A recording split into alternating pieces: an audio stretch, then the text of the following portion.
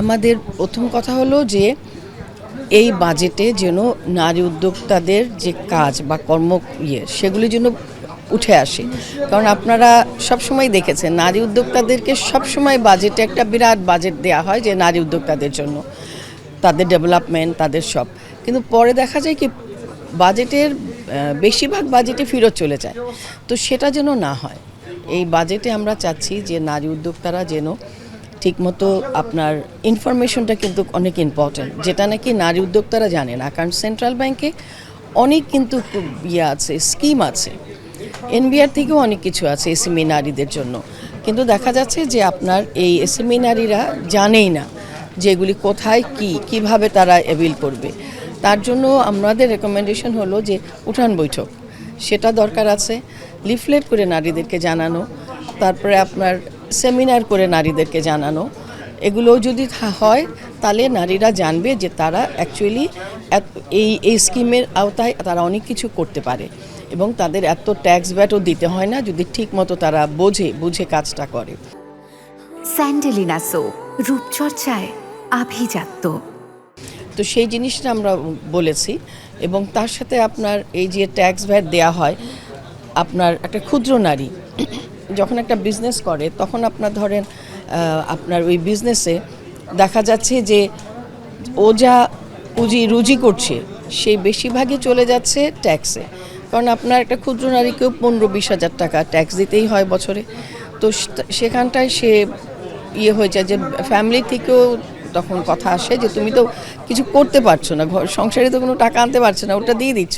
তো ডিজার্টেড হয়ে তারাও মানে থেমে যায় তাদের বিজনেসগুলো না করা।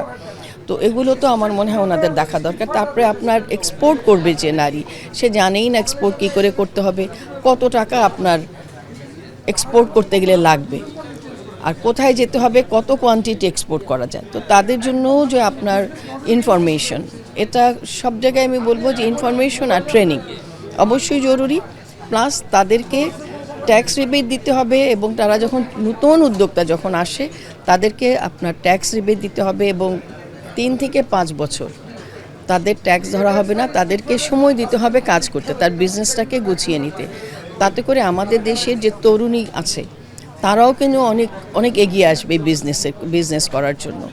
তো এ ধরনের আরও কয়েকটা আমরা করেছি যে নারী আপনার প্রান্তিক নারীদের তাদেরকেও আমরা বেশিরভাগই কিন্তু বলেছি যে আমাদের ট্রেনিং দরকার, ইনফরমেশন দরকার। আর গভর্নমেন্ট থেকে যে আপনার ভ্যাট ট্যাক্স যেটা আছে সরকারি থেকে, যে সেন্ট্রাল ব্যাংক থেকে যে একটা করে দিয়েছে যে প্রত্যেক ব্যাংক থেকে আপনার নারীদেরকে সার্টেন % লোন দিতে হবে, কিন্তু সেটা দেওয়া হয় না। সেটার যদি ব্যাংকরা একটু দেখে যে সেন্ট্রাল ব্যাংক যদি মনিটরিংটা ভালো মতো করে তাহলে প্রত্যেকটা ব্যাংকই আপনার লোন দিতে বাধ্য। আর ব্যাংকরা অ্যাকচুয়ালি লোন দেয় না, কারণ এরা ছোট লোন নেয়। আর বড় বড় লোন যারা নেয় তারা ডিফল্টার হচ্ছে, রিশিডিউল হচ্ছে বারবার, কিন্তু তারপরেও তাদের পিছিয়ে যায়, এই নারীদের পিছিয়ে আসতে চায় না, নারীদেরকে কেটার করতে চায় না যেহেতু ছোট লোন। কিন্তু আমি মনে করি যে একটু মনিটরিং, সেন্ট্রাল ব্যাংকের মনিটরিংটা একটু জোরদার করতে হবে। আর একটা উইন্ডো আছে প্রত্যেকটা ব্যাংকই নারীদের জন্য, কিন্তু ওখানে তো কাজ হয় না।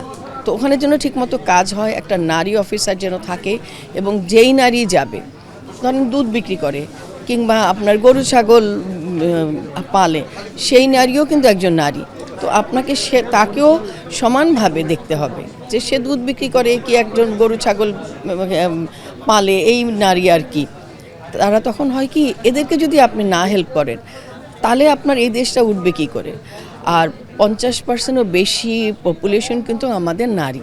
তো এই সেক্টরটাকে যদি না আমরা দেখি, আমরা শুধু কথায় কথা বলি কিন্তু আসলে কাজ যদি না করি, এদেরকে যদি সাহায্য না দেই, এদেরকে যদি কোথায় কি করতে হবে, কোথায় কি আছে সেগুলো যদি আমরা না বলি, না জানাই, তাহলে তো এই সেক্টরটা উঠে আসবে না।